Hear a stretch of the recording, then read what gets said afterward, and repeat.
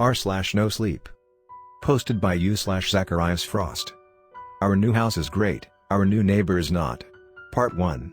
My wife and I bought our first house earlier this year, a quaint little 2-story place in a somewhat remote area in central Colorado. 4 bedrooms, 3 baths with a small backyard surrounded by a wooden fence. A little more room than we need right now, but lots of room for growth. The neighborhood seemed great too, outside of town in a way that avoids feeling constricted but not too far as to make getting groceries a huge chore. It was our dream home, a place to raise our family and plant our roots. Of course, no one anticipated the year that has been 2020. Barely a week after we'd moved in and our county declared lockdown due to the pandemic. I work in the oil field, so I tend to be gone a lot and work some crazy hours, but when lockdown started that dried up in an instant. I went from working 60+ hours a week, to suddenly being furloughed for 2 months. Thankfully we had some savings stashed away, and weren't in dire straits. It obviously wasn't what we anticipated, but at least it gave me some time to help unpack and furnish the house, as well as hang out with our 1-year-old son, Mason. Overall, it was kind of nice to have some time to settle in, but needless to say, I wouldn't be here writing this if it stayed that way. Our new home was nearly perfect, but there was one little unfortunate caveat. I got home one day after running some errands around town, and parked my Jeep Rubicon on the street beside our house. That's when I first met our next-door neighbor. "Excuse me," a shrill female voice called as I made my way towards the house. Slightly startled, I paused and glanced to see a woman standing in the doorway of the house next door. It was evening by then, and I couldn't make out her full appearance. "Hi. How are you?" I called out, doing my best to sound sincere and put a smile on. She cocked her head and seemed to ignore the question. Can you not park there? This is my property." She called back. I paused for a moment, somewhat taken aback by the statement and the slightly rude manner in which it was delivered. I glanced at my Jeep. It was parked by the sidewalk between our 2 houses, but perhaps a little more towards her driveway than ours. Not in any way blocking her in though. Now technically the street is public property, and there are no assigned spots in our subdivision. So long as you don't inhibit residents' access to their driveway, which I didn't, then you should be free to park wherever as far as I'm aware. I decided simply to abide her request rather than start a quarrel with our new neighbor right off the bat. I apologized and moved the Jeep, then proceeded inside. Thought the whole thing was a little petty, but whatever. I assumed that maybe that was her husband or roommate's parking spot. I greeted my wife, Nicole, with a kiss as the delicious smells of fajitas wafted in the air. We exchanged the usual greetings and eventually I informed her about the interaction with the woman. And of course, my wife, being the little red-headed firecracker she is, wanted to go over and have a talk with our new neighbor. She was adamant that I had done nothing wrong, and wanted to confront the woman about it and clarify things. Eventually I managed to convince her otherwise though, not wanting to start drama. The 2 of us proceeded to relax and enjoy our evening with our son, but that was only the beginning of her ordeal. Nicole and I spent the next day painting Mason's room and getting a new crib set up. Later on in the day, I realized our lovely neighbor had set her trash can out on the curb in the spot I had previously parked. Trash pickup wasn't for another 2 days, so it was an obvious passive-aggressive way to deter me from parking there. I just chuckled about it as I went out to my Jeep, seeing it as more pathetic than anything. I drove out to get us some dinner, and when I returned, I found something that kind of startled me. As I drove by her house, I noticed there was a single silhouette standing in the upstairs window, motionless. The room was dark, but clearly someone was staring out at me as I parked. I pretended not to notice, but took subtle glances from the corner of my eye as I walked inside with our dinner. I could feel her gaze burning holes in the side of my head as I passed. Again, I didn't really think a whole lot of it, and honestly it was more petty than anything else. Did she really have nothing better to do than wait for me to return home? Maybe she had heard my Jeep pull up, and decided to let me know she was watching. Whatever the case though, it was creepy. I decided not to tell Nicole about it, and the 3 of us just ate dinner together. She and I discussed our plans for the next few days, and the 3 of us watched Frozen together afterwards. Soon after that, we all went to bed. Unfortunately for me, I struggle with insomnia every once in a while, and being off my work schedule for some time really exacerbated that. I woke up around 2:30, and found myself unable to drift back to sleep. After trying for a good half hour, I decided to just get up and begin my day. I'm a bit of an aspiring writer myself. Nothing published or well known, but it is something I enjoy doing. I find it cathartic to just put my thoughts into words, and saw this as an opportunity to work on my hobby before the workday began. I carefully snuck out of the bed and proceeded to my office room down the hall. Once in my office, I began to happily type away and sip on some freshly brewed coffee. I had been at it on for maybe 20 minutes when I heard a noise outside which drew my attention. It sounded like a moan, or grunt of some sort. Not sexual or anything, but more like someone stubbing their toe. Before I continue, I'll give a quick layout of my house so it's out of the way. The house faces north, with 3 bedrooms on the second floor and 1 on the first. My wife and I are in the master, which is second floor eastern quadrant. My son's room is on the western side of the house and my unofficial office room is in between the two on the corner. My office room and the master bedroom overlook the backyard, which is nuzzled against a county road that runs behind the fence. Our lovely new neighbor's house is to the west, meaning you can see it from my office room and my son's room. I decided to take a peek through the blinds and see what the hubbub was. My heart then skipped a beat as I saw someone standing in the neighbor's backyard. An elderly woman by the looks of it. She appeared slouched, head slightly tilted, just staring aimlessly towards the back fence. The moonlight illuminated her in her white nightgown, and for the first time I was able to get an abstract view of her appearance. She was fair-skinned with short curly dark hair. She was older as I expected, maybe late 50s early 60s. She just stood there, gently teetering about and seeming to mumble something underneath her breath. I wanted to open the window to be able to hear better, but I knew it would alert her. However, the unnerving sight of her was soon eclipsed by something much more bizarre. Her backyard is covered in foliage, with bushes, ferns and trees concealing most of the inner fence. The bushes in the corner then began to bristle, as if something was in them. It was too dark to see anything, but the woman began to sort of twitch. It almost looked like she was shivering, but it was way more disturbing than that. Reminded me of a crackhead being randomly electrocuted in short intervals. It was the weirdest motion I've ever seen. I must have sat gawking for several minutes as the woman kept twitching.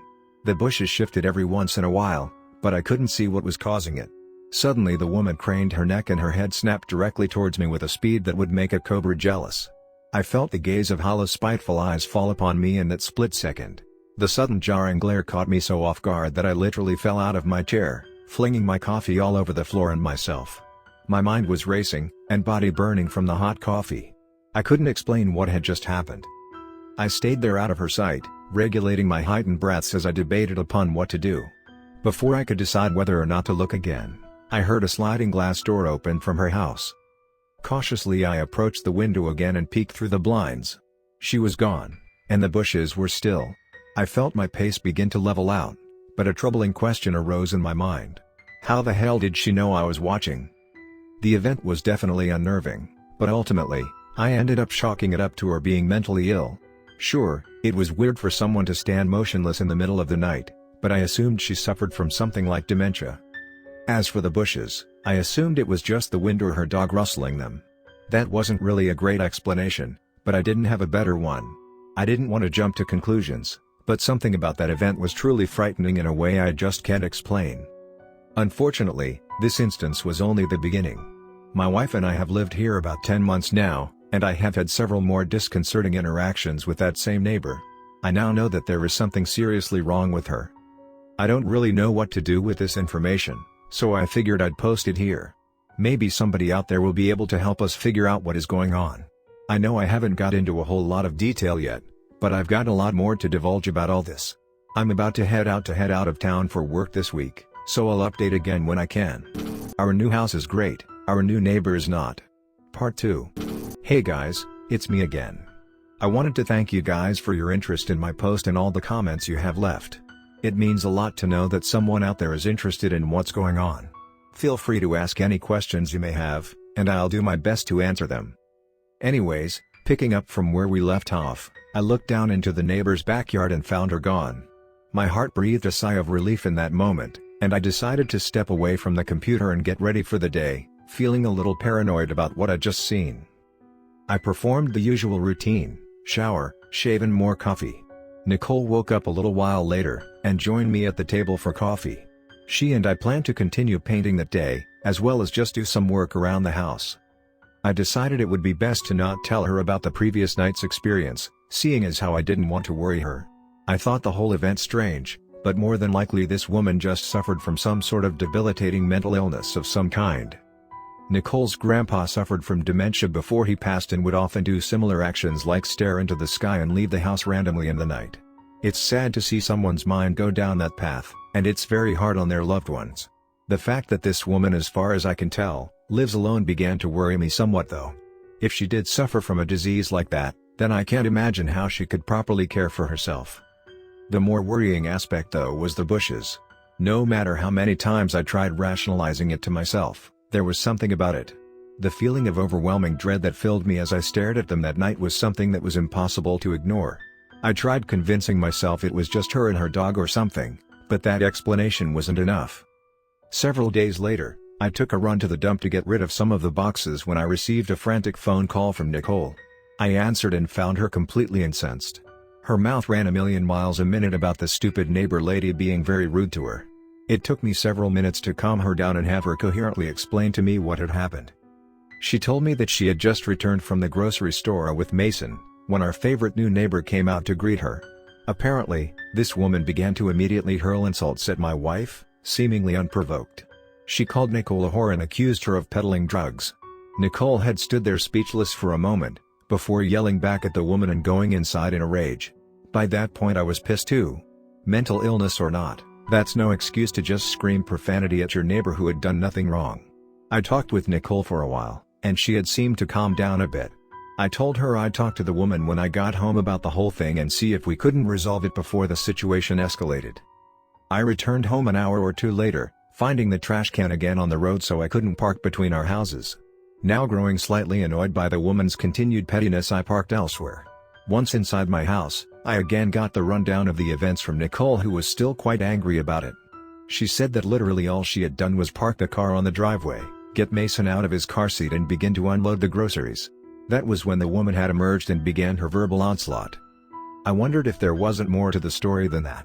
I trust my wife wholeheartedly, but I won't lie, she does have a bit of a tendency to embellish stories a little bit. I don't think she means to lie necessarily, but she does add in extra spicy details which are sometimes questionable and occasionally omit things that don't favor her side of the story. She's also got a very colorful personality and is not the type to stand idly by as someone belittles her. She will always fire back. Part of me wondered if Nicole hadn't done something to antagonize her, but regardless, the woman's response was uncalled for. I decided the time had long since passed for me to formally introduce myself to her and see if we couldn't peacefully resolve the mounting animosity. After some dinner, I walked out the front door with the intent of confronting the woman with a cool, level head. I approached her front door and placed 3 gentle knocks upon it. The house inside was entirely dark and no light emanated from anywhere within. It was only a little past 8 p.m. by that point, so I figured it wasn't too late. I felt very uneasy standing on that porch. A feeling which I struggle to accurately convey, but as cliché as it sounds, I felt like I was being watched. Through the window on the side of the door I noticed something. A shadow seemed to quickly dash away in the darkness on the second floor. It was impossible to tell who or what it was because of the lack of light, and it might have been her pet for all I know. The sight shot a cluster of goosebumps down my arms though. I waited there for at least a minute or two, but never got a response of any kind. I thought about knocking again but didn't want to seem intrusive or further aggravate her. It was probably a useless gesture, seeing as how we were apparently already well on our way to making her hate us. It did annoy me how she seemed to be ignoring me though. Finally, I gave up and returned home. Once inside, my wife peppered me with questions. To both of our dismay, I had nothing new to report. It was then I decided to tell her about the previous night when neighbor lady was standing in her backyard as if in a trance. I omitted the part about her suddenly looking right at me though, as well as whatever was rustling the bushes. Nicole seemed to grow nervous, and suggested we call the police next time it happened. I was resistant to the suggestion at first, but agreed that if she didn't leave us alone then we would have no choice but to get the cops involved. The two of us talked and played with Mason for a while, before we turned in for bed a little while later. I had just got done brushing my teeth and was heading back to our room when I heard something which made me freeze. Knock, knock, knock. 3 consecutive knocks landed on the front door and echoed throughout the house. A pit immediately formed in my stomach. I approached the top of the stairs and stared down towards the front door. A single silhouette of someone stood motionless outside, but it was too dark to make out any details. The porch light was off, and silently I cursed myself for forgetting to turn it on. Nicole appeared from the bedroom and gave me a worried glance. I smiled it back, trying to silently reassure her. I descended the steps slowly and approached the front door. Peeking through the peephole, I saw what appeared to be the dark outline of a curly-haired woman looming motionless in the darkness. I took a deep breath and mentally prepared myself for the interaction. After one fleeting look back to my wife, I opened the door and felt confusion hit me smack dab in the face. There was no one there. I glanced back and forth down the street but saw no one in the vicinity. I even took a quick look around the porch and sides of the house, but there was nothing. Must have just been some neighborhood kids playing a prank. I know my rationalization is highly unlikely, and I know what I saw out there. But I had to try and explain it to myself and reassure Nicole. I returned back inside and offered my lackluster explanation to her, but I could tell she wasn't exactly buying it. She looked worried, a look she tried to hide with a smile, but I know her too well by now. The two of us returned to our room, and got snuggled up into bed together, naively hoping that these strange events were behind us and that things would soon settle down. Needless to say, that hasn't exactly panned out the way we had hoped. Our new house is great, our new neighbor is not. Part 3. I slept terribly the night of the knocking incident. My dreams were consumed with disturbing imagery and monstrous apparitions of undefinable proportions. I don't think I've ever actually had a nightmare in my whole life, but that night I certainly did. I find myself hard-pressed to recall any specific detail which made sense, but one thing did stand out. Faces. There were dozens of random faces just sort of flashing through my mind, like an old-school slide projector cycling through images. I didn't recognize any of them and I don't know what it was all supposed to mean. There wasn't anything else apart from that either, just random faces of people young and old with vacant expressions. That's all I can really remember from them, but I awoke with a nervous feeling in my gut and cold sweat dampening my body. Thankfully, I had finally been called back to resume working, so I got up that morning and half-heartedly prepared for the occasion. I was both relieved and annoyed to be working again. On the one hand it sucked to not be able to spend as much time with Nicole and Mason, but on the other, being away from the home was a great relief. That first week back mostly went off without a hitch, although it took a bit of time to acclimate to my normal routine again. I was only getting about 20 hours a week at first, but I was happy to have money coming in at least. Every day when I returned from work, I saw a silhouette lurking in our neighbor's upstairs window. The blinds were always drawn, but I could easily see the shadow. She was like clockwork, and every day without fail she would watch me return home. Thankfully, that was all she did for about 2 weeks, and I almost fooled myself into believing she was losing interest in harassing us. Her trash can remained on the street at all times, and I soon gave up trying to park between our houses entirely. It was quite annoying, but I just wanted to live peacefully with my family and avoid the woman. By that point, Nicole and I had surmised that she was probably a lonely narcissist, and we knew that playing her game and retaliating would only encourage her douchebaggery. I don't know if that's a word, but I'm leaving it in anyways. We were adamant that we weren't going to let this woman ruin our experience, and just hoped she'd grow bored of harassing us if we ignored her long enough. We should have known she would step her game up though. Christ. Can you keep IT down? A familiar shrill and unpleasant voice bellowed as I stepped from my Jeep. I had just returned from getting pizza for dinner, and lo and behold the next door woman was standing at her doorway, obfuscated by darkness as usual. I stood there stunned for a moment, then set the pizza on my hood and raised both my arms in confusion. "Ma'am, what are you talking about?" "I didn't do anything." I tried to reply in a calm tone, but I was losing patience.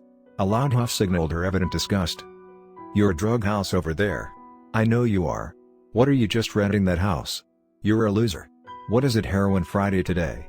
I didn't even know how to respond, but I'll be honest, part of me sort of found it hilarious.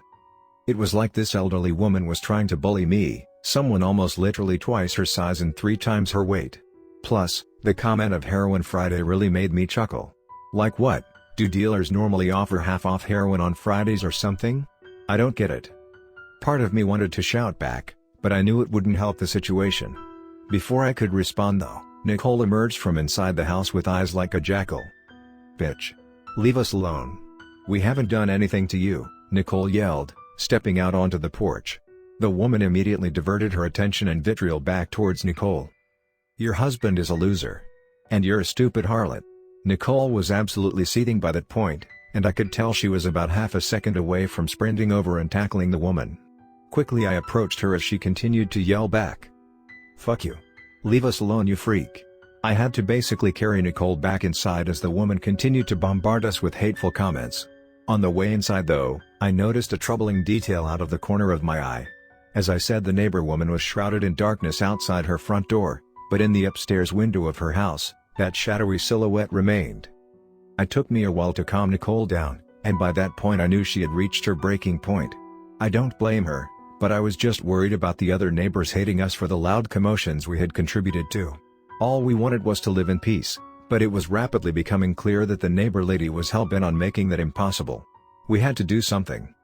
We returned inside and dug some ski masks out from a box in the garage. My wife retrieved our Taurus 44 Magnum and I grabbed the Mossberg from the safe. We locked and loaded, and crept over to our neighbor's house, knocked on the door and blasted her with dozens of rounds. No, I'm kidding, none of that happened. Nicole told me to write that cause she's got a twisted sense of humor. What actually happened was much more asinine. Nicole and I sat and discussed our options for a while. She wanted to call the cops and report the woman for harassment, but I felt that was still a little extreme. After all, the calamity from our shouting matches had already probably disrupted the other neighbors. The last thing we needed then was the police showing up late at night and further adding to the cacophony and drama. That would only prolong the headaches for all of us. Plus, it would likely just come down to our word versus hers, and I doubted that would really lead anywhere. Finally, her and I decided we would purchase a home security camera to record her antics for proof. In addition, Nicole suggested we get some housewarming gifts for the neighbors to sort of break the ice and mellow out any building resentment they may harbor. I agreed that it was a good idea, and we planned our Saturday errands accordingly. The next day we headed out for a family adventure together. We did our rounds and managed to acquire the stuff we needed. We picked out some cookies and wine for the neighbors, and stopped by the park for some time afterwards. I also got a small security camera that can be linked to an app on my phone. Sunday came and went as well without much of note happening. When Monday rolled around, I begrudgingly rose up and got ready for work. The day went by and I returned to find things relatively normal. The neighbor lady's trash can still sat idly on the street, while she stood in the upstairs window staring daggers at me as per the norm. Well, someone stood there at least. It was then that I noticed a peculiar detail about our lovely neighbor which I probably should have mentioned before now. Never once had I seen her leave her house, aside from that one night I saw her in her backyard. Her car, if she had one, remained in her garage at all times, and I never saw anyone come to visit her. Now granted, I was gone most of the time, but after talking to Nicole she confirmed that she hadn't seen anything either. Nicole was ecstatic to relate the things she had learned though, and quickly ushered me inside to tell me about them.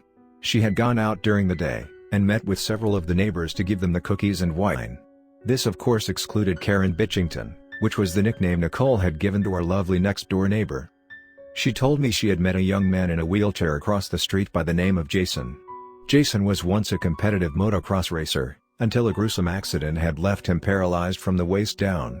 Nicole exchanged pleasantries with him for a while and got to know a little bit about him and his family.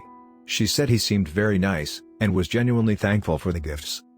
Before she could even ask, Jason brought up the infamous woman next door to us. My wife quickly apologized for the antics and subsequent shouting matches, but Jason only laughed. "You're not the first ones to have an issue with her." Nicole was relieved and laughed a bit at the revelation. "What's her deal?" she asked him. Jason simply laughed again and shrugged. "I wish I knew. She just seems to be a miserable old hag. The elderly couple that lived in your house before you always had issues with her as well. I always felt bad for them," Jason admitted. Nicole and Jason continued conversing for a while, and Jason revealed he too believed Karen Bitchington to be mentally ill. A sentiment which we would soon learn was shared by a lot of the neighborhood. Nicole bid him farewell soon after and soon struck up a conversation with a lady to the left of Jason's house. She was an older lady, probably mid-60s, with a warm glowing smile. She kindly accepted the gifts and thanked Nicole as the two of them became accustomed. Her name is Andrea, and she, like Jason, knew all too well about the infamous Karen Bitchington, the neighbor from hell. Andrea and her husband have lived there for almost 13 years, and very rarely did she ever see anyone at all visit Mrs. Bitchington. Apparently, the only visitor she ever receives is from her daughter, who did not behave much better in terms of temperament. Guess the apple doesn't fall far from the tree, but Andrea admitted it had been years since she'd last seen Karen's daughter. Andrea also believed that Karen was unstable, perhaps with Alzheimer's or some other detrimental cognitive disease. Partway through the conversation though, Nicole said that Andrea suddenly froze as her eyes locked across the street. Nicole turned to follow her gaze and saw none other than Karen Bitchington staring with hateful eyes from her second-floor window. Nicole said Andrea's demeanor did an about-face in that moment, as a sort of palpable fear seemed to set in. Andrea quickly thanked Nicole and told her to come by any time before excusing herself and hustling back inside her house. It's all very strange to me. In a way I sort of took pity on our neighbor, as she was all alone in her house, and no one ever really came to visit. Must be an incredibly lonely way to live.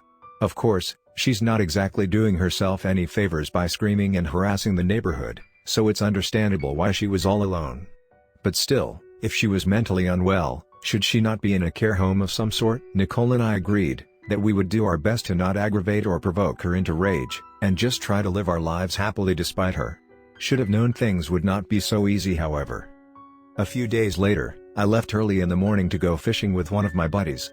I left around 4 a.m. and the sun had yet to rise. As I backed out of the driveway, my headlights beamed across the yard and onto Karen's house. The light then momentarily illuminated something by her fence. I only saw it for a split second, but someone was standing on the other side of the fence. The beam of my headlights caused them to immediately retreat and duck out of sight. I didn't see their appearance, but I saw something else which sent a cold chill down my spine. In her upstairs window, that shadowy silhouette remained, watching me as I drove away from my house. It was undeniable then, Karen isn't alone in her house. Our new house is great, our new neighbor is not. Part 4. So anyways, last time my wife had just met with the neighbors, and I had just got done setting up our new security camera. Things were actually pretty quiet that entire week, up until the weekend. It was a Saturday night, and Nicole had just put Mason to bed. She and I decided to watch a movie together in the family room. She put on some rom-com movie, and we snuggled up together on the couch. It was about 9 p.m. by that point. About half an hour goes by, and there is a loud commotion coming from outside. I heard what sounded like the revving of an engine, accompanied by the squealing of tires. The two of us got up and I opened the front door, with Nicole peeking out from behind me. Sure enough, there was a blue Ford Raptor outside on the street burning its tires like no tomorrow. The rancid smell of burnt rubber filled the air, and a large plume of noxious smoke had risen to envelope much of the neighborhood. The tires screeched like dying harpies under the command of the unknown driver for several seconds, directly in front of Karen Bitchington's house. Before we could raise a protest, the truck sped off out of the neighborhood. Thinking we had seen the last of it, we went back inside, only to hear the same commotion coming from the back a minute later. I opened the back door, and saw the same truck doing the same thing on the county road behind our house. He maintained his position for about 10 seconds before again speeding away. Seconds later though, and I once again heard the truck rumble around the corner, poised for a third onslaught. It resumed its original position, and again began to peel out in front of Karen's house. By that point I had seen enough. I grabbed the shotgun I keep in our safe and quickly made my way outside. Nicole protested, but I wasn't about to let yet another person get away with harassing us. I flung open the front door and stepped onto the porch, shotgun in hand. The unknown driver of the truck seemed to notice me seconds later, and again sped off abruptly into the night before I really had a chance to do anything. I peered over to Karen's house, but didn't see her. I waited for a few seconds, but the truck didn't return. I went back inside, and Nicole dialed the non-emergency police line and reported the vehicle, which we had also gotten on tape. Unfortunately, no description of the driver or license plate was available on the security recording. It was obvious to us that whoever was in the truck was no fan of our neighbor lady. Perhaps a scorned ex-husband, or former neighbor harboring a grudge. Nicole filed the report and gave a description of the vehicle, and the police said they'd look into it. Fast forward a few days to Wednesday of that same week. We hadn't heard anything from the cops, and the truck hadn't made another appearance. I had just got home, when I noticed something odd. There was about a dozen black crows sitting motionless on top of Karen's house. They stared at me with insidious little beady black eyes as I made my way inside, none of them squawking or making any noise whatsoever. I don't know if that's entirely related or just coincidence, but the next part I have no doubt about.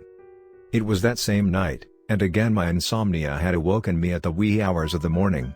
I decided I'd go out back for a cigar really quick, and maybe lull myself back to sleep. I was out back scrolling mindlessly through Facebook, while puffing on a Black and Mild.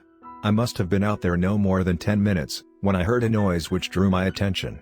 The distinctive sliding noise made by a backyard door opening. It came from Karen's house. Moments later a distinct hesitant pitter-patter of footsteps on grass emerged from the house, before the door again slid shut. I froze in that moment, as cigar smoke spiraled up around me. It was almost 3 a.m. by that point, and I found myself wondering why on earth this woman would be outside so late. A silence gripped the environment, one so thick that I could hear the cigar sizzling in my fingers. Then I first heard it. It sounded like a hushed mumbling of incoherent rambles. It was gibberish and creepy, almost animalistic snarls. At times it almost sounded like someone speaking in garbled words, but I couldn't decipher it. I put my phone away and crept towards the wooden fence, feeling my heart beginning to pound furiously in my chest. The strange mumbles continued, and a feeling of overwhelming dread overcame me. I wanted to sneak a peek through the crack in the fence, but fear had suddenly paralyzed me mid-stride. I've never felt such a strong sense of impending doom in my entire life. The voice on the other side then suddenly hissed, like a rattlesnake preparing to strike. It quickly morphed into an all-out growl that steadily rose in volume like the tide on an unsuspecting beach. The voice rose further, eclipsing the hushed whisper and bellowing into a roar of pure rage. Something then struck the fence hard enough to cause it to jostle wildly. I straight up fell flat on my ass when it struck. Without another thought I scrambled back inside and slid the door shut behind me. My heart was pounding and mind spiraling as I peeked back through the glass. That vantage point was not the best, and I saw nothing in Karen's yard. I remained there a while longer, but never saw or heard anything else. I obviously didn't sleep very well that night. I wanted so badly to tell Nicole about the event the next morning, but I didn't know how. I wasn't even sure how to quantify what I had seen. The stress of work, dastardly neighbors and a fresh new mortgage had been weighing heavy on both of us, and I didn't want to further burden her. Part of me even believed that whole event was some elaborate nightmare I had, although I knew it was more than that. I left for work exhausted without a word to Nicole. That day was rough, and fighting severe drowsiness and uncooperative skid steers turned out to be just as disastrous a combination as it sounds. When I got home, I wanted nothing more than to sleep, and after a quick sandwich, I proceeded to kiss Nicole and Mason and do just that. Partway through the night, I was awoken by the sounds of crying coming from the baby monitor. I began to rise groggily from the bed but was met with the hand of Nicole telling me she would handle it. I felt her weight rise from the bed moments later, and with an internal sigh of relief I again laid back. Moments later, and Nicole's scream struck me like lightning. A shrill ear-piercing arrow which injected into the side of my head. Panic immediately set in as I found myself scrambling from the bed and onto the ground below. In seconds I had cleared my hazy mind and regained my footing. I raced down the stairs calling my wife's name the entire time but getting no response. My heart thundered in my chest as I rounded the corner. I was met with the sight of my wife, crumpled on the kitchen floor rocking back and forth with something in her arms. I scurried over to her and tried to elicit a response. Upon viewing her face, I saw my wife, absolutely petrified. Now, Nicole is not the type to scare easily. She's not bothered by spiders or bugs, and just isn't really an easily rattled person. Point being, I've never seen her really and truly scared before. But in that moment, as she rocked our somehow still sleeping son back and forth in her arms, I saw unrivaled terror in her. She was trembling, and touching her arm was like touching ice. Her pupils were dilated so large, that her green eyes seemed almost entirely black. "Honey, what's wrong?" I asked her. She didn't even seem to acknowledge my presence, let alone answer any of my inquisitions. It was almost like she had entered some sort of psychosis or horror-induced trance. She was probably in shock from whatever she had seen. I was about to dial 911, when her lips softly muttered 3 words. "Too many faces." I turned back to her, confused. I asked her to clarify what she meant, but she only repeated the phrase over again and shook her head. I again turned back to dial the police, but she stopped me and finally seemed to snap out of it. Nicole rose, with Mason in her arms, and silently strolled upstairs. My attention was then drawn to the sliding glass door which leads to the backyard. I hadn't seen it in the dark, but with kitchen light now on I could see smudges on the glass. Smudges which looked like dozens of greasy handprints. After checking the backyard I ventured back upstairs. Mason was back in his crib, and Nicole fast asleep on the ground beside him. Carefully, I checked both of them, and neither appeared to have any injuries. Once again, sleep was out of the question for me by that point. I still wanted to dial 911 to have them check on Nicole and Mason, but I didn't. I figured the best thing I could do was let them sleep, although Nicole's reaction was really disturbing. There is something seriously wrong with our neighbor lady. At first, I thought it was just mental illness of some sort, schizophrenia or dementia perhaps. I don't think it's that simple now. I'll be honest, I never put much weight into the whole supernatural thing. I mean, I like reading creepypasta and watching scary movies as much as the next guy, but I always thought they were just stories. After that night, and seeing the look of sheer terror on Nicole's face, I now suspect something many of you have been saying all along. This is beyond mental illness, this is something evil. I realize how naive I've been throughout all of this, and I'm sorry about that. I've taken on an entirely new perspective on all this. I'm currently working on getting a priest out to do a blessing and possible exorcism. If any of you guys have any other tips in the way of protection, then please let me know. Unfortunately, my security camera didn't capture anything from that night. At the time we had only the single camera facing the front porch. I have since bought 3 more, one overlooking the garage, one in our family room and one for the backyard. Nicole's been distant ever since that night, like, unusually so. A few nights later I woke up and found she wasn't in bed beside me. I figured she was tending to Mason, but after getting up I found him alone and sleeping peacefully in his crib. Growing worried, I made my way downstairs, and my heart froze as I saw her. She was standing out in the backyard, just motionless, facing away from the house. I walked towards her, a nervous quiver growing in my gut. I reached the door, but paused a moment before opening. I thought maybe she was sleepwalking, and I remember reading somewhere that you should never wake up someone who's sleepwalking. Carefully, I rolled the sliding glass door open, trying to be as quiet as possible. Nicole didn't budge, and I cautiously crept up beside her. I tiptoed around beside her, and my heart stalled in my chest. Her eyelids were open, and they were solid white like her eyes were rolled back in her head. That freaked me the hell out, and out of instinct I grabbed her arm. Nicole shuddered and her eyes flipped back to normal as she seemed to snap out of it. She whimpered and appeared petrified as she looked back and forth frantically. It took me a moment to calm her down, but she didn't or maybe couldn't explain why she was out there. She didn't say a word as a matter of fact, and just silently retreated back into the house after a minute or two. She just went back to bed after that, and was fast asleep by the time I joined her. She has no memory of that night. I've tried telling her that she should go to the doctor to see if they can find anything, but she has so far refused. I'm not really sure what to do about it now. Every time I return home, I feel like I am unwelcome. Like there's some deep pit of dread in my stomach that refuses to dissipate. Nicole says she's felt it too, but neither of us can put a thumb on it. It's like the air itself is tainted by something unnatural. The dreams have gotten weirder too. Nothing of specific interest really, but I always find myself lurching awake in a cold sweat. It's like there is some kind of shadow over our home. That pretty much brings us up to the present. Things have been rather quiet for months now, and I haven't even seen much of Karen since this whole lockdown began. No strange events either, thankfully, but I almost wonder whether that's a good thing or not. Nicole has also been unusually quiet. I don't think she's comfortable in this house anymore, and frankly I don't blame her. She still won't tell me what exactly happened that night, but it breaks my heart. I always wanted our home to be somewhere that everyone could feel comfortable, but now it feels almost like a prison. We've talked of selling, but with everything going on in the world right now, I don't know if it'll be possible. I kind of hope this will be my last post, but I can't say for certain either way. I've been trying to dig a little deeper into our neighbor's history, so I'll be sure to post if I find anything that seems relevant. Our new house is great, our new neighbor is not. Part 5. Hey guys, it's me again, fresh out of the hospital. Things have really escalated significantly since my last entry. I just checked out from the ICU today, but I'll get to that later. We've got some other things to address first. So, I decided it was finally time to do a bit of background research on our home. Probably should have done a better job of that before buying in the first place, but better late than never, I suppose. It's weird because all my life I've been a skeptic. Never been visited by aliens or had an experience with ghosts. To be honest, before all of this began, I thought it was all just stories. Needless to say, after the things that have happened recently, I have a newfound faith. Ridiculous as it may sound to some, I thought perhaps the property we had purchased was cursed in some manner or another. I looked into the history of the property, thinking maybe it was constructed on ancient Native American burial grounds of some sort. No such luck though. For all intents and purposes the property itself is incredibly unremarkable. No murders have taken place here as far as I'm aware, and no serial killers ever owned the land or anything like that. There was one thing though, but I don't yet know whether it's related.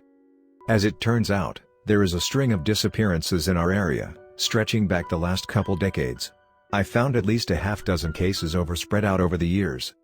It started almost 30 years ago, with an 8-year-old boy by the name of Thomas. He disappeared on a trail about 10 miles north of us on April 16, 1991. Police never identified any suspects, and never found any trace of poor Thomas. Loose connection to my situation, I know, but there was one interesting caveat.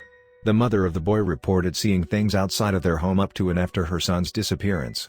She never gave a detailed description of whatever it was she saw, if she saw anything, but it interested me. It was tempting at first to dismiss her sightings as the figment of a traumatized woman in the stages of grieving the loss of her son, but the fact that she saw it beforehand complicates things a bit. I suppose she could have been psychotic all along, and maybe even it was her that had done it, but it's impossible to tell now. The woman was committed to a psychiatric ward following the disappearance and died there several years later. I sifted through other accounts of disappearances but found little else to go off of. I really have no proof those disappearances have anything to do with my situation anyways. I soon gave up on that endeavor, and decided to turn my attention elsewhere. The official census of our town told me something interesting. Karen Bitchington's real name is Mary. And according to the document I read, she had lived in that house since 1983, which was when the subdivision was first built. She also has a husband, Martin, and a daughter, Sylvia. Martin had once worked as a land surveyor but had been dead almost 20 years now. While reading up on his obituary, my eyes widened. It stated that he had disappeared for about 2 months in October of 1999. They found him naked some 3 miles from home in the middle of a trail. The cause of his death was officially listed as an animal attack, but the report held several inconsistencies within it. The most prominent being that he was gone for almost 2 months before being savagely killed by something. The report never made mention of what exactly the police believed the culprit to be. How and why does a man just suddenly decide to disappear for 2 months? I just don't understand what would motivate a person to do that. Granted, it can't be easy to live with Mary, but none of the details seem to add up. As for the daughter, Sylvia, well, I didn't find much of anything on her. She was born in 1988, but there was no other real mention of her. I remember Nicole saying that our neighbor across the street had told her earlier that Mary had a daughter. Clearly, she does exist, but I found it weird how I couldn't find anything about her online. Nowadays, pretty much everyone has a digital footprint, but apparently not her daughter. I didn't find much else on them, and decided to contact our mortgage agent to discuss the situation. Her and I had a Skype call later that day. I told her about the woman next door and the troubling events we've been experiencing. She did the typical of offering up hollow sympathy but admitted there wasn't a whole lot she could do. She did, however, confirm the name of the woman next door to be as I had discovered. She also confirmed that Mary had been living in that home for nearly 40 years. She confided that the previous couple to own our house also had problems with her. I'll be honest, I was a bit miffed that neither her nor the realtor had mentioned that beforehand, but of course, doing that wasn't in their interest. She didn't want to do it, but after my continued pleading, she eventually relinquished the name of the couple who owned the house before us. I thanked her for her time and set off to meet with the previous homeowner. The man's name was Arnold, and he and his wife had moved into a retirement home after selling their house. I gave him a call, but convincing him of anything was not easy. He was not exactly thrilled to be hearing from me, and his tone of voice made that abundantly clear. He was on the verge of hanging up on me when I mentioned what my wife had said. Too many faces. I could almost see his eyes widening on the other end of the phone after I said the words. He sighed, and smacked his lips. "Meet me at the diner on 13th. Tomorrow at noon." So, I did. I called in sick to work and set off to meet Arnold. After entering the parking lot at the diner, I saw a familiar sight. A blue Ford Raptor sitting in the parking lot. Arnold sat alone at a booth adjacent to the bar. He had a thick gray mustache and eyes that had seen a plethora of hard times. His face was gruff, dotted with white hairs that comprised his beard and partially concealed his granite expression. His bluish-gray eyes turned as I walked in, and he motioned for me to sit down. "Mr. Fitzgerald?" I asked, approaching the booth. "Call me Arnold," he said, extending a hand. I met it with my grip and he shook with a surprising strength while his eyes scanned over me. I sat in the booth beside him, and paused to think about my approach. "So, you know Mary?" I figured cutting straight to the point was the best approach, as Arnold struck me as a man with little tolerance for asinine pleasantries. He sighed and nodded. "Unfortunately, my wife and I lived next door to her for 13 years. Bitch never made life easy for us." His voice was raspy and coated by a tone only achieved by years of inhaling cigarettes. "What's her deal? Any idea?" I asked. Arnold took a swig of black coffee from his mug and shook his head. "Not a clue, son. She's always been a miserable old hag," he replied. His eyes then shot to meet mine with a 1,000-yard stare. "I'm guessing you're the one who bought our house then?" I nodded. "Yeah, my wife, Nicole, and almost 1-year-old son, Mason, live there with me." His eyes widened. "Get them out." His words were suddenly harsh and without an iota of sarcasm. I cocked my head to him. He cleared his throat, took another sip of coffee and leaned towards me. "I'm gonna level with you, son. I know it sounds crazy, but that woman is not just cranky, she's downright evil. It is not safe for your family." I stared back at him, scrutinizing his expression for any crack. "What has she done?" Arnold sat back and sighed, a hand moving to stroke his gray mustache. He was obviously hesitant to speak, but after a loud sigh and a few muttered curses under his breath he began. "It started off with her just yelling at us, using petty tactics like calling the police on us for parking too close to her driveway. She also reported our sidewalk because the root from the aspen in our front yard caused it to become uneven. Had to drop $2,000 getting the tree removed and sidewalk fixed." Arnold paused and shook his head, and I remained silent. I could see the troubling thoughts manifest in his eyes. If that's all she would have done, it would have still been annoying, but manageable. But it's what she did to my wife that I can never forgive. He paused again, and his gruff demeanor had shriveled into that of a child. He looked more scared than angry in that moment. "What did she do?" Arnold sighed and wiped his brow. "My wife used to tell me that she didn't feel safe in the house. She said it was like a shadow was always there. Something sinister. Foreboding, but she could never quite explain why." Arnold paused again, and clearly the memories weighed heavy on his mind. "She had these dreams, horrible nightmares really. She talked about seeing people she loved suffering and dying in the most horrendous ways. It really messed her up. I tried to get her help, get her talking with a therapist, but then came that night." He paused once more, looking me dead in the eye with a somber glance. The anticipation was eating me alive by that point. "What happened to her?" Arnold sighed and polished off the remainder of his coffee. "Been wondering that ever since, son. Sarah was at home one night, while I was out playing poker with some friends. I got home, and found the house quiet with all the lights off. I called out to her, but she didn't respond. She wasn't in bed, wasn't in the family room. Wasn't anywhere she'd normally be. I found her huddled under the kitchen table, completely catatonic, unresponsive. I called 911, and the ambulance took her to the hospital, but there was nothing medically wrong with her as far as they could tell. She was just petrified beyond words. She's never been the same after that night." Arnold clasped his hands on the table, and I could tell the event was haunting for him to recall. "You think Mary did something to her?" Arnold nodded solemnly. "No question in my mind, son. Cops wouldn't even question her on it, they claimed no actual crime had been committed." Arnold scoffed and shook his head. "She's never been the same since that night. She barely talks anymore. Doctors say it could be dementia, but I know it's something more." He looked up from the table, and met me with another uncomfortable stare. "Something evil." I paused and let his words sink deep into my bones for a moment. I could think of only one hollow response. "I'm so sorry, Arnold." Arnold stayed quiet for a moment, staring off at no place in particular. His lip quivered and he swallowed hard before speaking again. "I don't think my son, David, has ever forgiven me for that. I don't blame him," he replied, eyes beginning to turn moist. "But you weren't there," I replied, trying to reassure him. Arnold nodded and rubbed his brow. "And that's what hurts the most." His eyes met mine again, and I could sense the heartache coagulating within them. I thought for a moment, not wishing to be insensitive but desperate for more information. "Did you ever see anything for yourself?" Arnold shrugged. "Nothing obvious, it was mostly just odd events and annoying things. You know? Bumps in the night, random items disappearing from the house for no reason. An occasional shadow in the backyard." He shook his head again. "Nothing anything concrete, but I felt like I couldn't think straight there, like something was messing with my mind, distorting my perception, you know? In any case, my daughter finally convinced us to sell and move into assisted living." Arnold trailed off, and chuckled before adding more. "Assisted living, what a load of hogwash. More like assisted dying." I thought for a moment before voicing my own conjecture. "My wife saw something," I began. Arnold turned back to face me, and a worried look swirled on his face.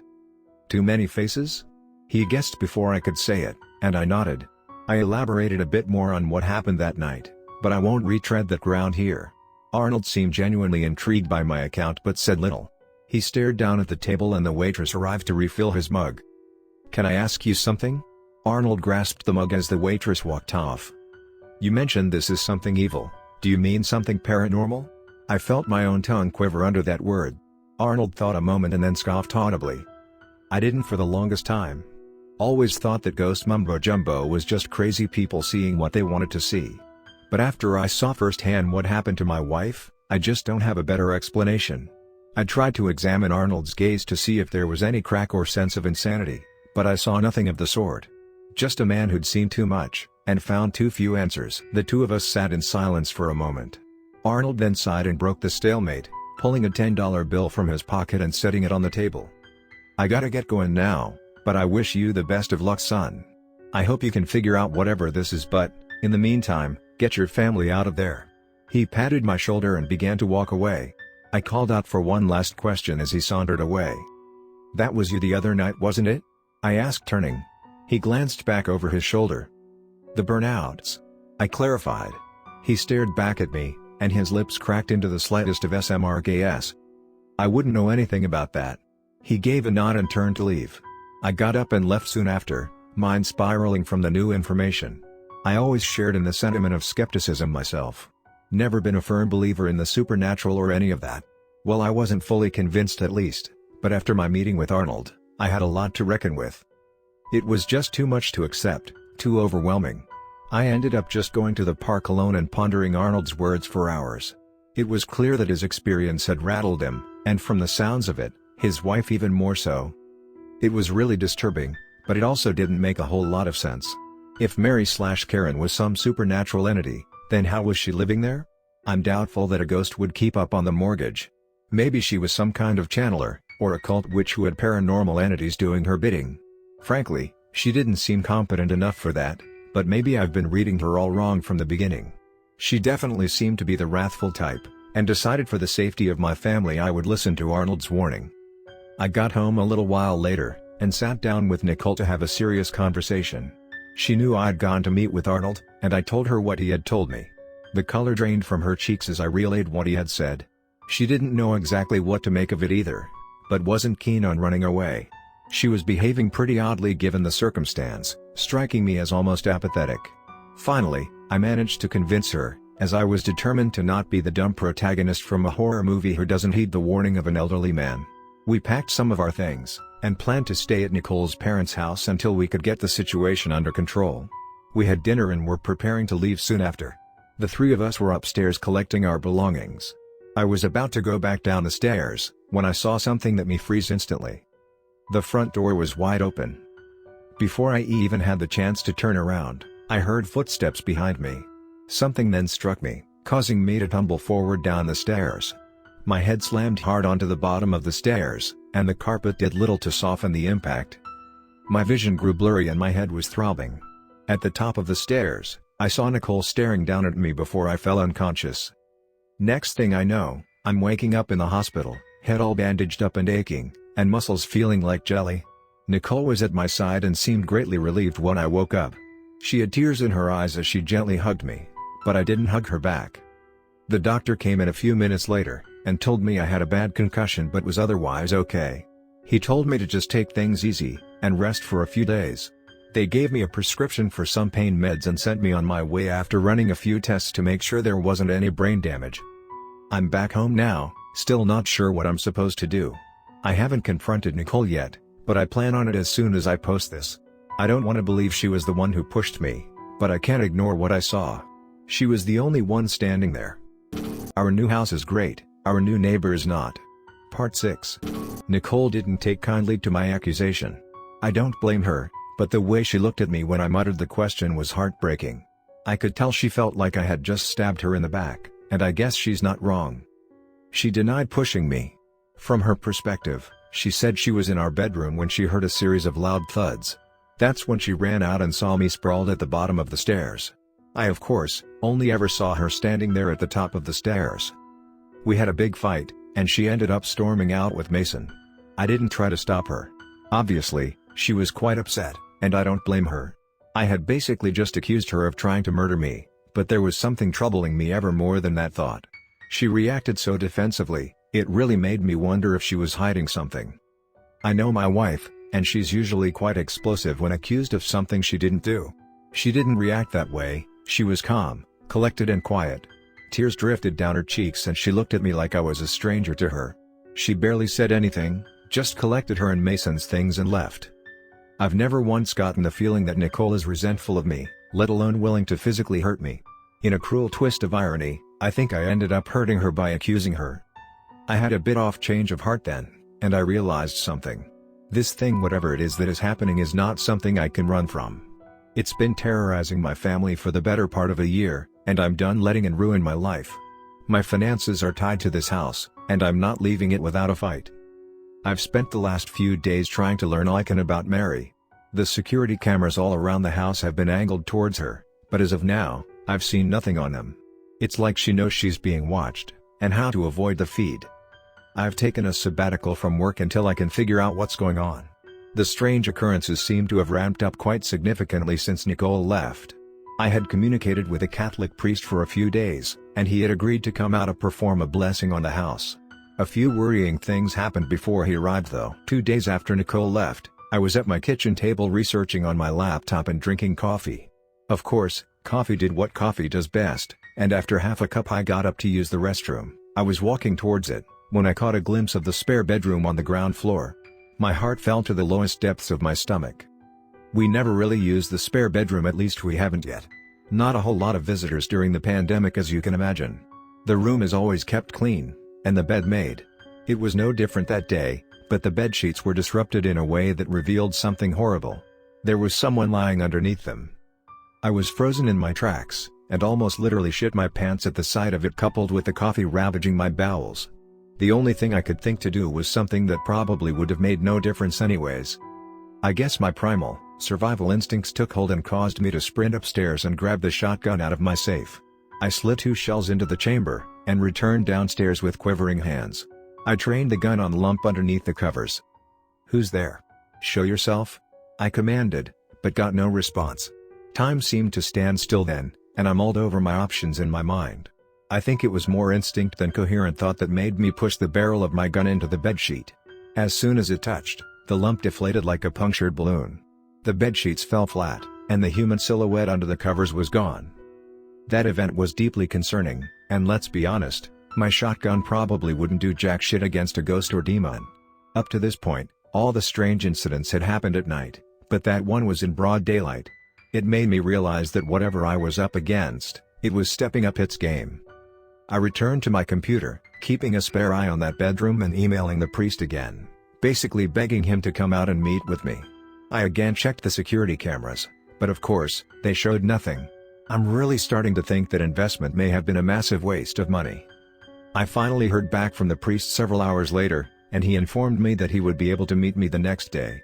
That was a huge relief and I thanked him profusely. In my mind, I just needed to make it one more day, but of course, nothing can ever be that simple. Late that night I finally turned in for bed, and put on Trailer Park Boys to hopefully lull me into dreamland and distract me from everything. It almost worked too, but just as I was on the verge of falling asleep, I heard a thump on the roof. I sprung up in bed, and paused the TV, listening with a pounding heart. I heard it again, a single thump, followed by another and another. Something was on the roof, and I again readied my shotgun. I aimed it at the ceiling, as the thumps continued for several seconds. Suddenly there was an immense thud as if someone slammed a sledgehammer down above me. I very nearly blasted a hole in the ceiling when I heard it. Thank you, trigger discipline. The shotgun was quivering in my hands like a crackhead at 711, but things then fell silent. There were no more thuds or thumps, just an odd swooshing noise like something had jumped off the roof. I got out of bed, and approached the window. Carefully, I peeled the blinds aside, and saw something in the backyard that boiled my blood, and turned my fear into an insurmountable rage. Mary was in my backyard. Her face was concealed by shadow, and she just stood there motionless in her white nightgown. The nerve of this bitch to come on my property and harass me was the straw that broke the camel's back. I quickly ran down the stairs, determined to end this one way or another. The anger had bolstered my courage, and fear was no longer restricting me. I'd had enough of being toyed with and harassed, and just wanted my life back. I never got close. As soon as I reached my closed bedroom door, a loud thud struck from the other side. I lurched back, aiming my shotgun at the door. Things got eerily silent then, and I swear I could hear the blood surging through my veins. Finally, I mustered my courage, and kicked the door, before recoiling and aiming at the empty hallway. Things fell silent once more, before the door suddenly swung shut a moment later, seemingly of its own accord. I thought about kicking it again, but realized I was just being toyed with. I bum-rushed the door, slamming my shoulder into it and bursting through to the other side. To my utter disbelief, I didn't emerge in the hallway. I was outside the front door, standing on our porch. I did a double take, wondering what the hell had just happened. The front door then swung shut behind me. I opened it and stepped inside, only to find myself stepping out the downstairs bathroom. The door that had previously been the front door then ripped right out of my grip and slammed behind me, and I stood there thoroughly dumbstruck. It had to have been some kind of portal, or mind-bending tactic employed by the thing. I realized that I wasn't in a coherent state of mind, and either I was hallucinating or something was messing with my perception of reality. My first thought was that I was in some incredibly vivid and horrifying lucid dream, but after slapping myself like a lunatic, I found myself still awake. It wasn't a dream, and my eyes drifted to the backyard. She was still standing out there, motionless and menacing. It was like she was amused by my torment, just taunting me from my own property. Like before, rage overcame my fear and confusion. As I reached the sliding glass door, she exploded. Not like a bomb would, but it's the only word I can think of to describe what happened next. An obsidian flux of tendrils ruptured from behind her, like the arms of 1,000 squids reaching for a single prey. Their midnight hue eclipsed the moonlight, and sprawled around my home like a spider's web. The sudden event caused me to stagger away from the glass, and stare awestruck at what I was seeing. There was no longer anything outside, nothing but pitch dark. It was as if my entire house and everything in it had been transported into the center of a black hole. There was nothing, truly nothing, just an infinite void beyond the walls of my home. I felt the gnawing of true madness begin to nibble on my brain at that moment. Sanity had crumbled and given way to whatever hideous powers have consumed my home and mind.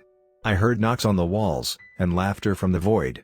Growls, snarls and all manner of inconceivable noises soon formed a cacophonous typhoon all around me. The infinite darkness split in sections, and I saw inhuman eyes leering back at me from out my windows. Eyes that belonged to things I shudder to think about. Their gaze was paralyzing and hypnotic, and I realized that this had gone far beyond any hopes of me fighting it. I dropped the shotgun, knowing it wouldn't make any difference. I knelt down, curling my arms around my torso and tucking my head between my knees. I just cried, whimpered and laughed hysterically for what must have been hours.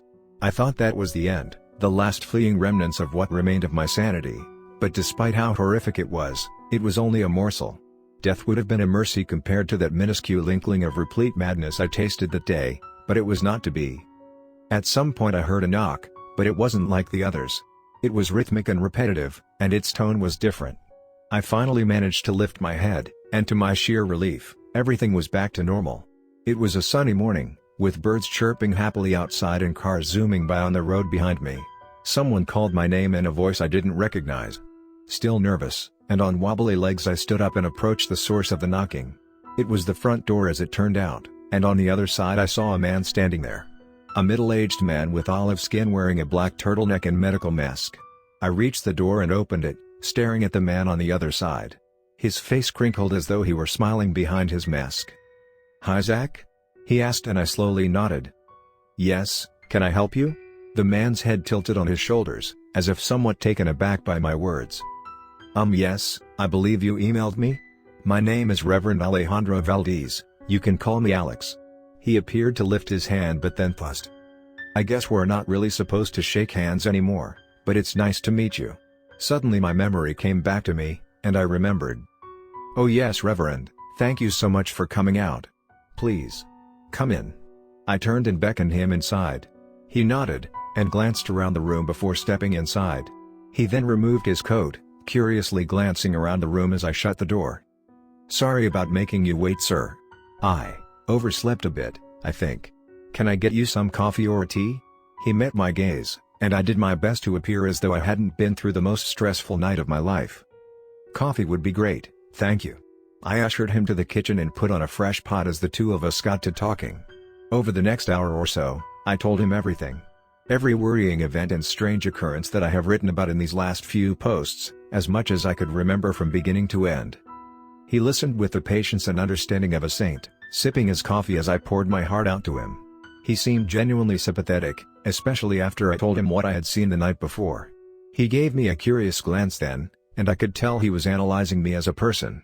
He then clasped his hands in front of him, and glanced around the room one more time. "Well, my goodness. You certainly have been through quite a lot."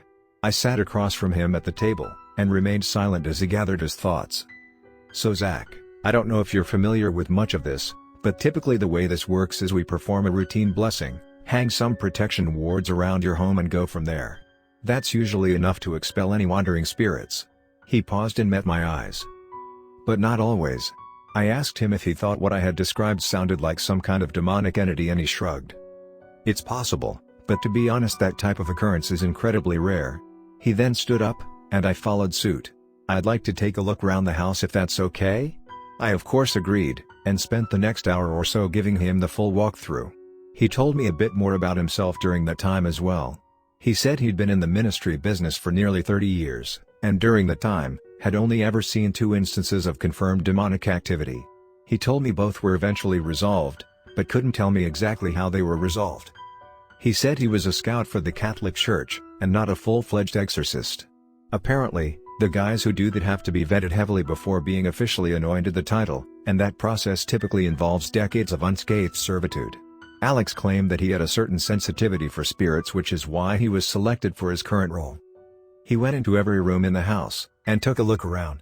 I didn't want to ask him too many questions so as not to disrupt his work, but of course, I had to mention the woman next door, who I believed was the root of everything that was happening.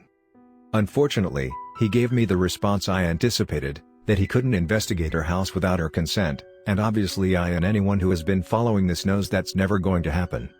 I told him I wished to proceed with the blessing, and he began the ceremony shortly after. The two of us then walked around the house again, with him sprinkling holy water from an aspergillum and saying prayers of protection in Latin. He hung a crucifix in every bedroom, and one on the front door. It took maybe 20 minutes start to finish, and when he was done the two of us reconvened in the family room. He told me that his blessing was complete, and the only thing to do now was pray. It was relieving to have him there, but I still worried that it wouldn't be enough. I then decided to just flat out ask him whether he believed my house was haunted. He sighed deep and took a moment to collect himself. "Zach, I'll be honest with you. You and I have now walked through this house several times, and during that time, I haven't felt anything out of the ordinary. No cold spots, no dread pockets." He paused and looked at me, and he must have seen my disheartened reaction. "That's not what you were hoping to hear, was it?" I scoffed, and chuckled as I shook my head. I don't understand how that's possible. I mean, everything that's happened, everything I've seen. It just doesn't make sense." Alex nodded and sighed again. "There's an uncomfortable conversation we need to have, Zach, something which you may have considered already, but..." He trailed off once more, leaning forward and clasping his hands in front of him. "You see, the problem with supernatural demons is that they can sometimes act a lot like internal ones. You know, mental illness plays a strong role in the vast majority of cases I respond to, and most of the time, people have no idea they are suffering." I knew what he was hinting at, but I couldn't accept it. "I'm not sick." Alex stared at me, a glance of empathy and concern. I could tell he didn't know whether or not to believe it, and truthfully, I didn't either. "Forgive me, Zach, I don't mean to be rude or insensitive, it's just that there are steps we must take to confirm that is not the case. 9 out of 10 people that suffer from things like schizophrenia have no idea they have it until they are diagnosed." I scoffed and stood up from the couch, conflicted like never before. It can't be. I'm not the only one who's experienced these things. My wife Nicole, and the guy Arnold who lived here before us have too. We can't all be schizophrenic." Alex remained patient, and astute as I rambled about the incidents over again. I could tell from the look in his eye that he wasn't buying my story. Would I be able to speak to them as well?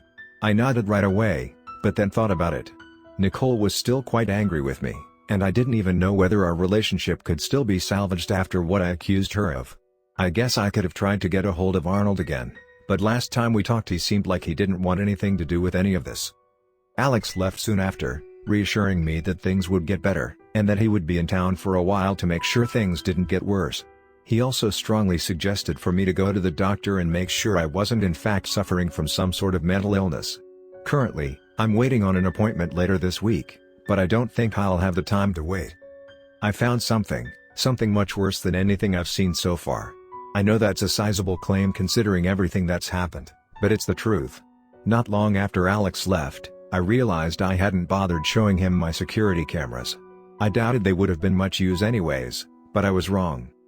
Things were quiet on the recordings until around 2 a.m. when a sudden flash of light exploded like a supernova in our backyard.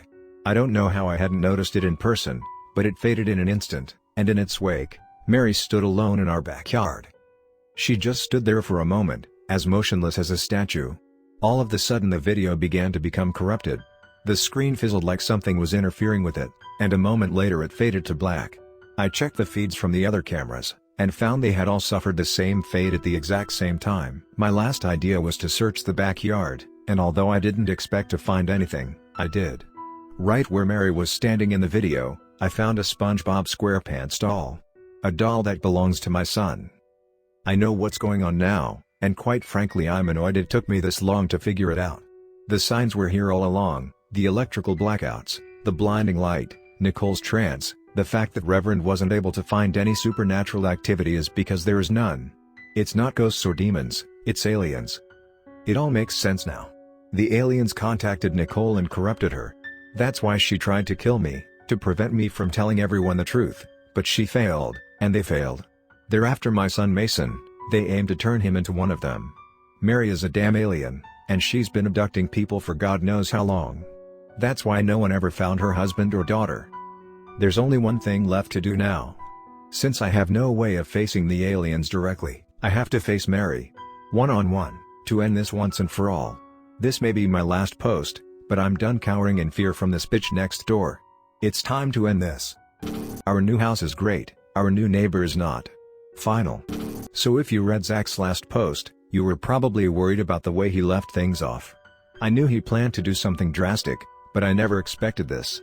I must have called him 100 times after I read his post, but he wouldn't answer.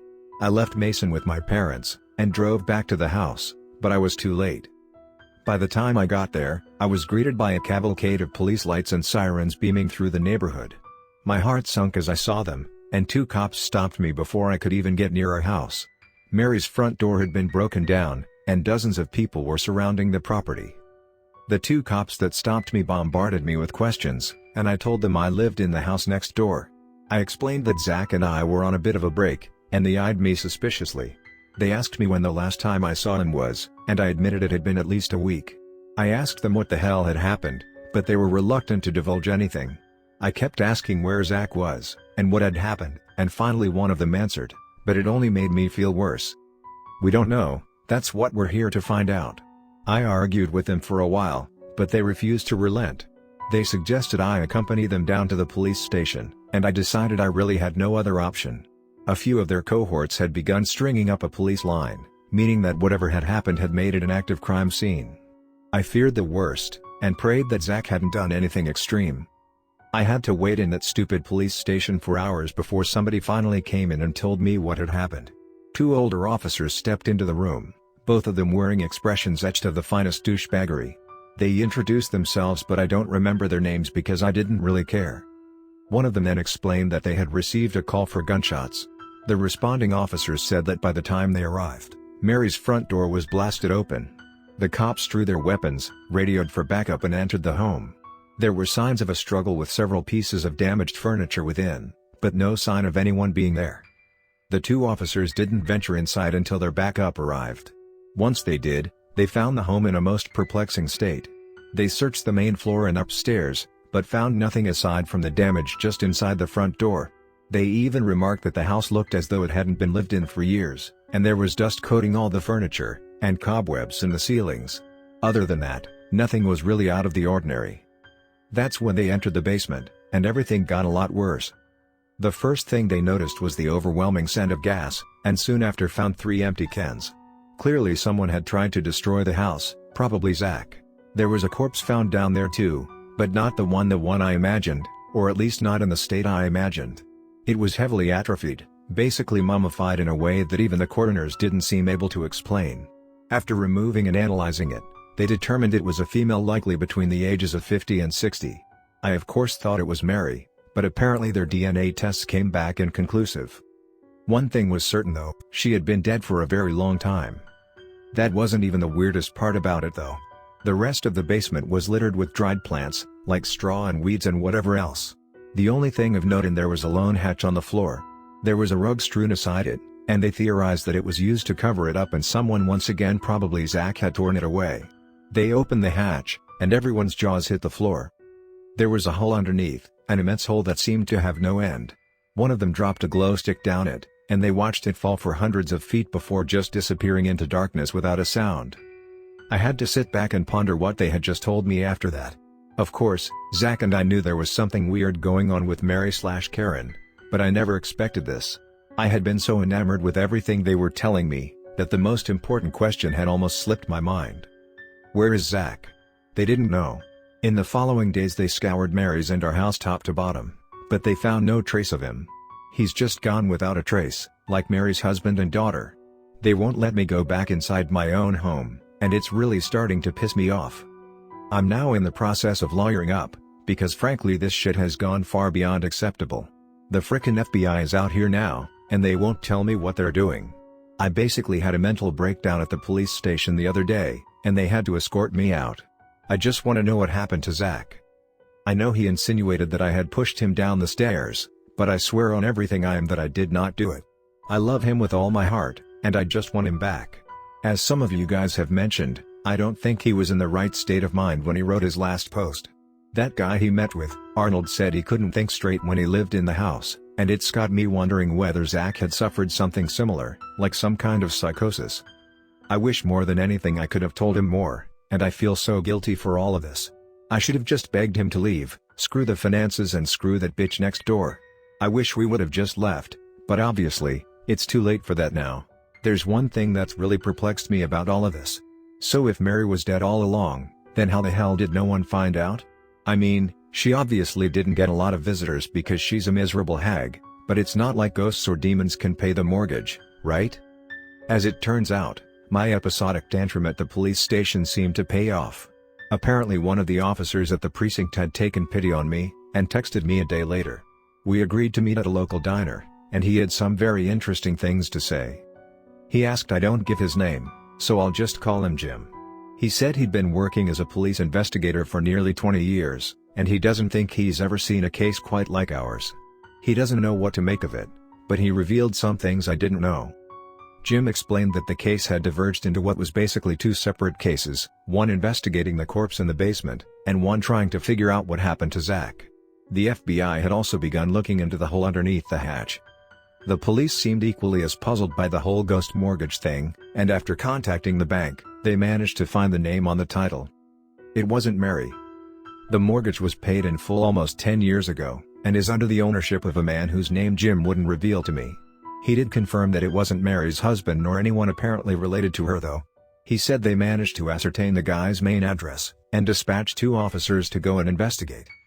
They should have sent more than that. Jim confessed, his head tilting forward and eyes seeming to quiver. I felt my pulse heighten significantly, and I posed him a question. What did they find? Jim said the guy's address was way out in the countryside, a ranch-style home on a plot of land with no immediate neighbors nearby. The 2 officers arrived on scene, and stepped out of the cruiser, and that's when the shooting began. Without any warning, a barrage of gunshots emerged from inside the home. The 2 officers returned fire, and moved to cover behind their cruiser. One of them was struck several times, and collapsed before he was able to get to cover. The other officer radioed for backup, while the person inside continued firing upon him. A reinforcement SWAT team arrived about 20 minutes later, finding one officer already dead, and the other gravely wounded. The injured officer informed the others what was going on, and mentioned that there hadn't been any gunshots for a while. They managed to get him out of there and stabilize him, as the rest of the team surrounded the property. They used a loudspeaker to command the person inside to exit the house and surrender, but they got no response. The standoff lasted close to an hour, and eventually the team used tear gas and stormed into the home. They found multiple rifles and bullet casings in the front room, but there was no one inside. After scouring the property for several minutes, they found an unusually familiar sight. One of the bedrooms was torn up, with the mattress flung aside and a hatch open underneath it. Inside the hatch, was another seemingly endless pit. The team had searched the property for days, but found no trace of whoever had been inside. They said there were odd symbols painted all over the walls in blank ink, and no one had been able to decipher them or figure out what they meant. The house itself was trashed with all sorts of debris scattered around. Jim said it looked like the guy was trying to build something, but they couldn't figure out what. They also could never find the person who'd killed an officer and greatly wounded another.